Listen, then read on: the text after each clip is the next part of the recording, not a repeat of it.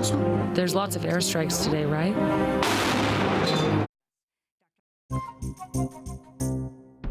They say we children are exaggerating, that we are alarmists. To answer this, I would like to refer to page 108, chapter 2, in the latest IPCC report. Hello, my name is Stanley Heller. Welcome to The Struggle. A few days ago, an American citizen named Rania Kisar made this emotional video from Idlib, Syria. This is the results of your apathy. This is the United States apathy towards the Syrian situation.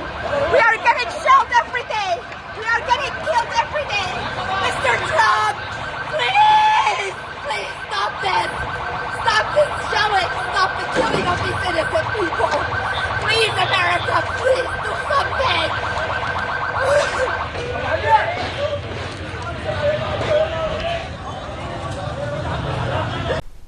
This video by Kisar was highlighted by CNN and it went viral. Their tweet was seen over 900,000 times. CNN reporters tried to get a comment from the White House.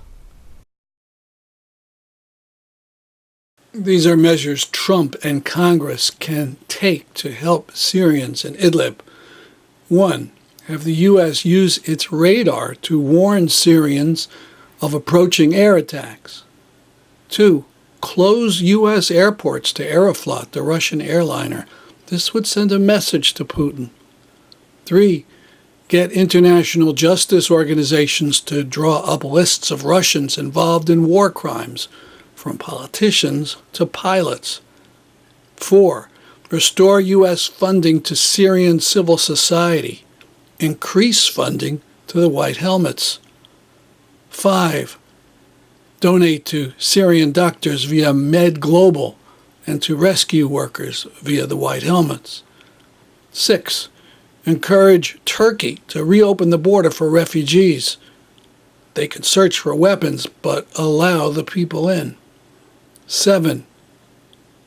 The U.S. should allow in thousands of Syrian refugees. It's the right thing to do, and the least we can do after killing 1,600 civilians in Raqqa. 8. Pressure Israel to allow the return of the Palestinian refugees in Idlib to their homes in Palestine. Democracy Now! Had an excellent segment on July 18th about eastern Aleppo before its conquest by Assad forces. This is Democracy Now!, democracynow.org, The War and Peace Report. I'm Amy Goodman with Nermeen Sheikh. We turn now to Syria, where Reuters reports airstrikes killed 12 and injured dozens more Tuesday at a market in the northwest province of Idlib. This is the latest in a Russian-backed offensive by Syria's military in northwestern Syria that's killed more than 600 people and at least 157 children in the past 3 months, according to the Syrian Network for Human Rights. The attacks have reportedly targeted schools and hospitals. More than 500,000 people have died in Syria since the uprising against the regime of Bashar al-Assad began in 2011. As demonstrations broke out, a young economics student began filming on a cell phone in her native city of Aleppo. For 5 years, Ghad al-Khatib documented her own life and the lives of those around her as the Assad regime intensified its brutal response to the protests. She eventually gathered hundreds of hours of footage. In the course of her stunning award-winning documentary feature titled For Sama, Wad falls in love with one of the last remaining doctors in Aleppo, gets married and has a baby girl, Sama, to whom the film is dedicated. This is the film's trailer. Aleppo, my city.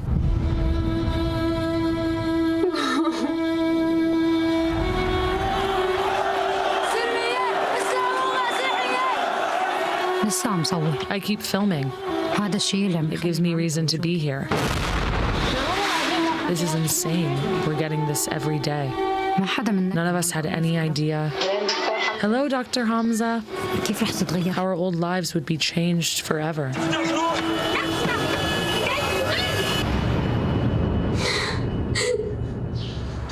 Hamza, I'm pregnant. Sama. Sama.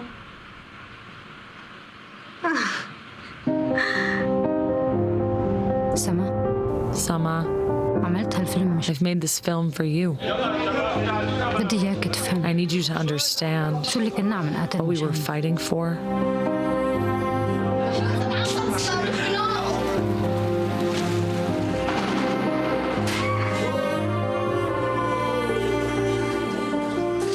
I love you so much, even more than the snow. There's lots of airstrikes today, right? Sama, I know you understand what's happening. I can see it in your eyes.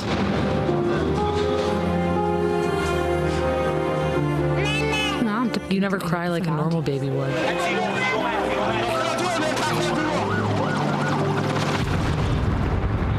That's what breaks my heart. The hospital has been bombed. My daughter's in there.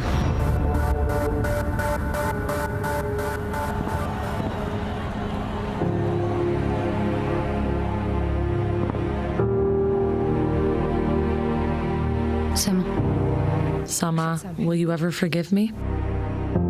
That's the trailer of the critically acclaimed award-winning feature documentary For Sama.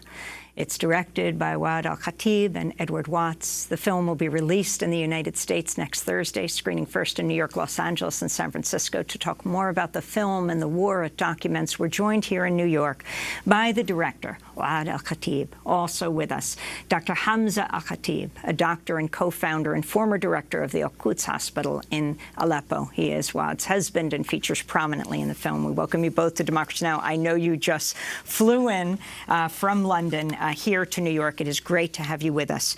Go back to your time as a student of economics and your decision to go to Aleppo to start to document what was happening there. Thanks for having us first, and it's really very heartbreaking and sad, to go back to that great moments when the uprising started in Syria, when we felt that really we don't just can change our life, but also we will change the world.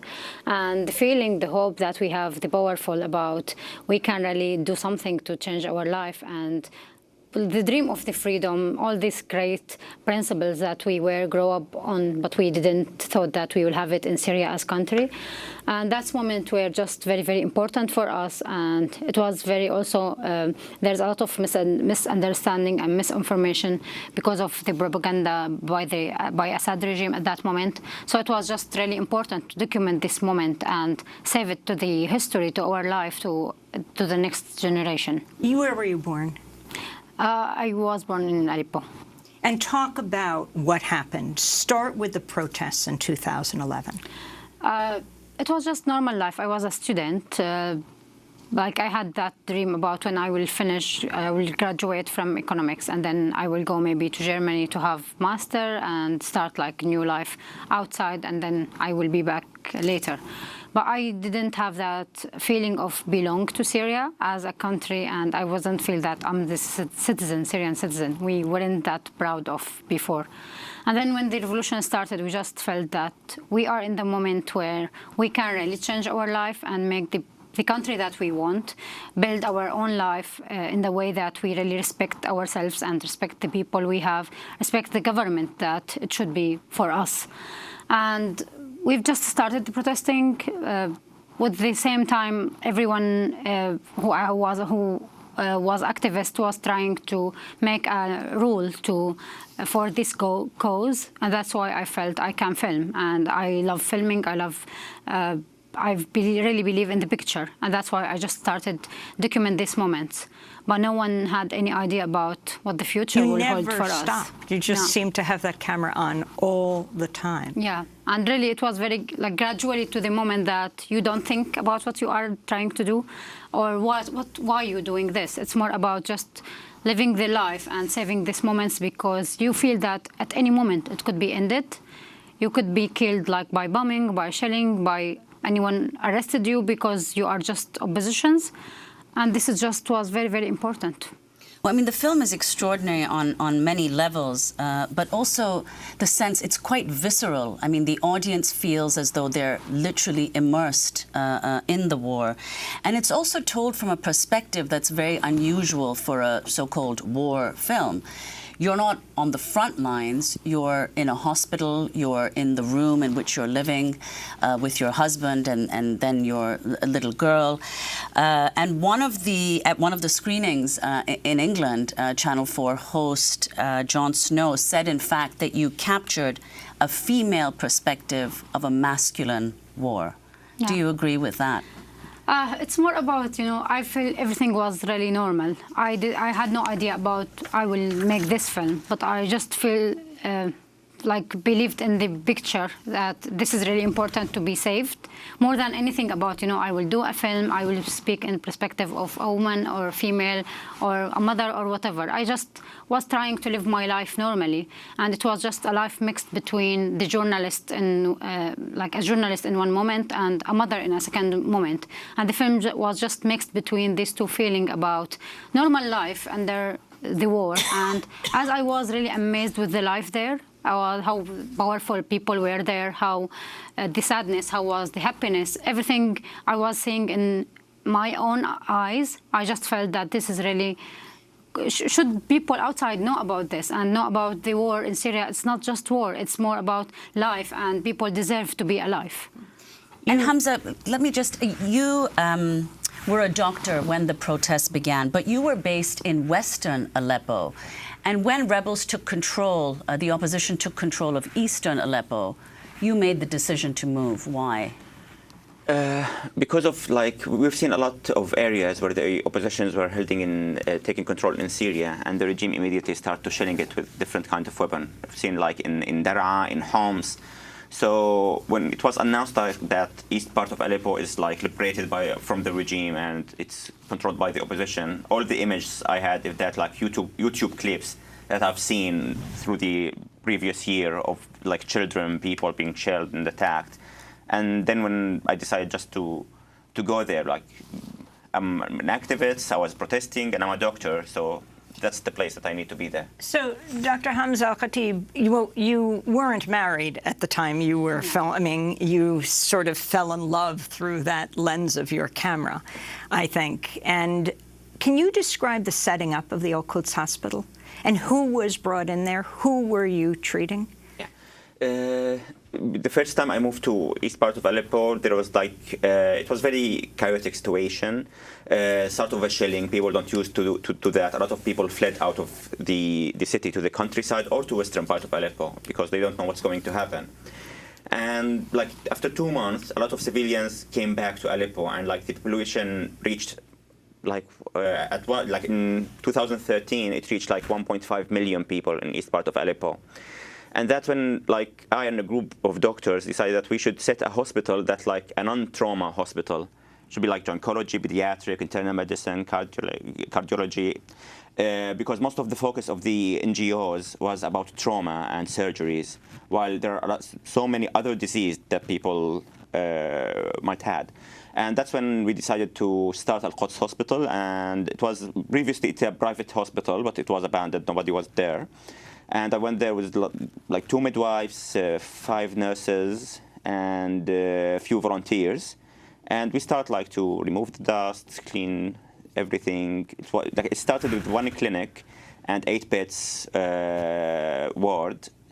And by the end of 2016, we had around 56 beds and so many specialties, and the staff was 110 people.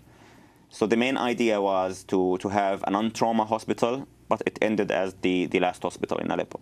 And when you founded the hospital, because of course the Assad regime targeted hospitals as well as schools, and 8 out of the 9 hospitals in Aleppo had been destroyed. Now, was that the case when you started this hospital? And the fact that you recounted this joke in Aleppo, if you want to be safe, you should go to the front line. That's the safest place in Aleppo. So could you explain that and what exactly the situation was with medical care when you started Al-Quds? Yeah. We started Al-Quds at the end of 2012, beginning of 2013, and the at that time there was maybe 5 hospitals in Aleppo. The number increased with like more NGOs trying to provide help. The first time we had like witnessed a hospital attack was in a hospital called Dar al-Shifa.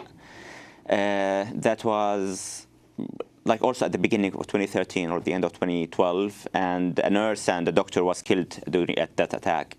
And throughout the years, the regime has become more aggressive. So it was starting with a mortar attacks, and then aircrafts attack, and then the Russian interfere, and that was like the most brutal thing. And like in the middle of 2013, we realized that the regime is not trying to attack the militias or the opposition fighters. He's trying to break the will of the people, that there is no way you can live out of my control. So the main target was the hospitals, health facilities, bakeries, electricity, power supplies, schools. And that's why, like, we know that people who were living there, like, there are several massacres happened at the city, but the front line, like, there's no bullets even, nothing happened. And we start to know, like, okay, like, you want to have a rest, just go to the front line, and you will be. Let's go to another clip from the film for Sama. Sama. الأمور صارت كتير سيئة. Things have got so bad now. أبوكي مداوم كل الوقت. Your dad can't leave the hospital. لهيك نحن عايشين هون هلا. So we live here now. هاي غرفتنا. This is our room. هدول اللوحات مخبين وراهم. Behind those pictures are sandbags to protect from shelling. نعم روحي. Yes, I'm coming. عم نعمل جهدنا. We do our best to make it feel like home.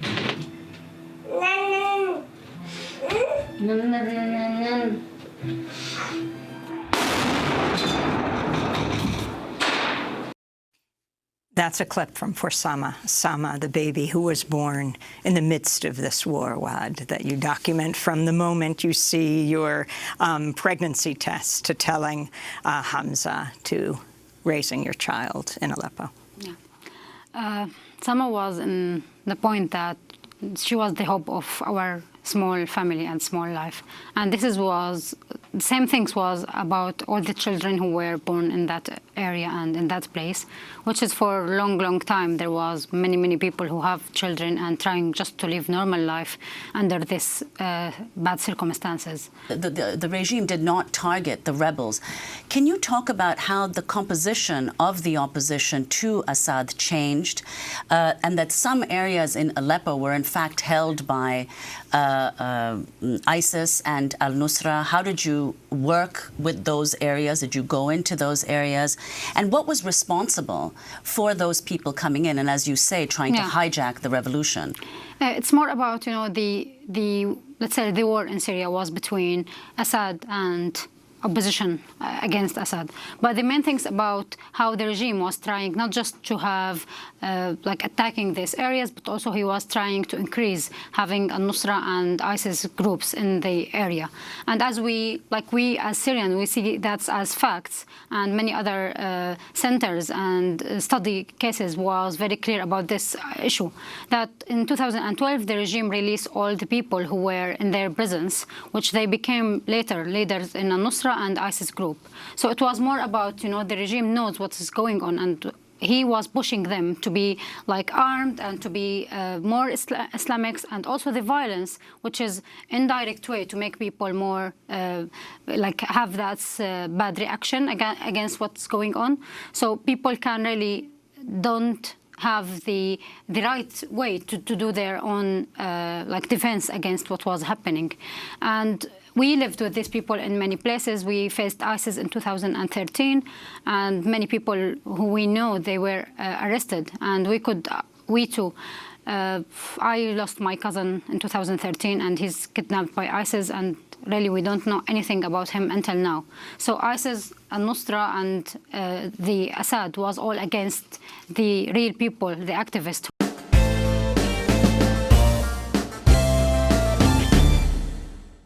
Josh Rogan in the Washington Post has been paying attention to a pocket of Syrians on the Iraqi-Jordanian border. They're about 10 miles away from a U.S. base and under U.S. protection, but they don't get any food, and 30,000 are being starved by Assad without any objection from the U.S. government. We'll link to it at thestruggle.org. In a disgraceful 398-17 vote, the U.S. House of Representatives voted to support Jewish apartheid in the Middle East by declaring that BDS actions against Israel are wrong. Not because boycotts are wrong, but because the Palestinian-led BDS campaign doesn't approve of a Jewish superiority state in Palestine. The one person whose views are quoted and distorted in the text of the bill is Omar Barghouti, the winner of the Gandhi Peace Award. We originate in Connecticut. Embarrassingly, all 5 members in Connecticut of the U.S. House voted for this bill. It shows that decades of patient lobbying in Congress for Palestine are pretty much for naught. Protests in the streets, like they do in Hong Kong or Puerto Rico, is the kind of thing that results in action. Congratulations to the people in Puerto Rico for their wise and powerful mass action. These are photos from a SNAP demonstration for Puerto Rico in New Haven last week. RPM.World has continuing coverage of the situation on the island. On July 25th, the temperature in Paris, France was 109 degrees Fahrenheit. That was the hottest day ever in Paris, and it broke the previous record by a mind-boggling 4 degrees. It was part of a heat wave, another heat wave, that extended from England to Spain and beyond. Greta Thunberg, that amazing Swedish teenager, spoke before the French Parliament about the carbon dioxide budget. This is the amount of CO2 that scientists think we can safely put into the air without going past the tipping points. They say we children are exaggerating, that we are alarmists. To answer this, I would like to refer to page 108, chapter 2 in the latest IPCC report. There you will find all our opinions summarized, because there you find our remaining carbon dioxide budget. Right there, it says that if we are to have a 67% chance of limiting the global temperature rise to below 1.5 degrees, we had, on January 1st, 2018, 420 gigatons of carbon dioxide left in our CO2 budget. And of course, that number is much lower today. We emit about 42 gigatons of CO2 every year. At current emissions levels, that remaining budget is gone within roughly 8.5 years. These numbers are as real as it gets. Though a great number of scientists suggest that they are too generous, these are the ones that have been accepted by all nations through the IPCC.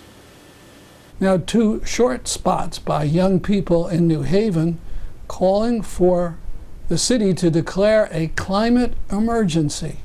My name is Kiana Flores. I am 15 years old, and I'm standing in front of Clinton Avenue Middle School in Fairhaven. On September 20th, 2017, Hurricane Maria hit Puerto Rico.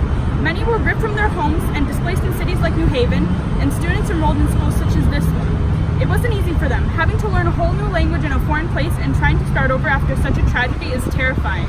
As climate change worsens and progresses, so do these natural disasters. We need to act now because it's unfair for those already living in these harsh conditions to have to suffer the consequences of climate change. This is why we demand that New Haven take climate action today. Mayor Harp and the Board of Alders declare a climate emergency. My name is Molly Babin. I am 19 years old, and right now I am standing in front of Yale New Haven Hospital. 2 weeks ago, 74 medical and public health groups declared a public health emergency as a result of climate change. In the entire country, New Haven ranked 7th among cities with the highest asthma rates due to pollution and our inaction against climate change. If we don't take real action now, this hospital will be facing the burden of many more patients. This is why we demand Mayor Harp and the Board of Alders declare a climate emergency.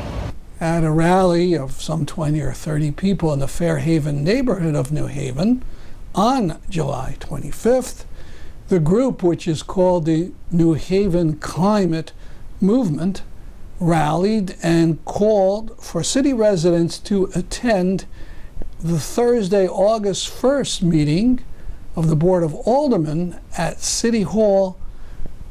That's when the Alders will consider a resolution to call a climate emergency.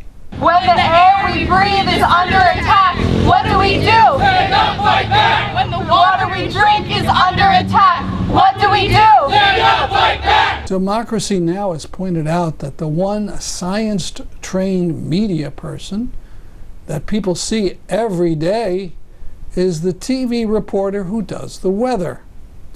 Unfortunately, on corporate TV, few of them ever talk about human-induced climate change. The recommendation is that you contact these people in your locality. Most of them have a Twitter feed. Steer them to Climate Matters on the website Climate Central. That's our program for today. See you next week at this time. I'm Stanley Heller for The Struggle.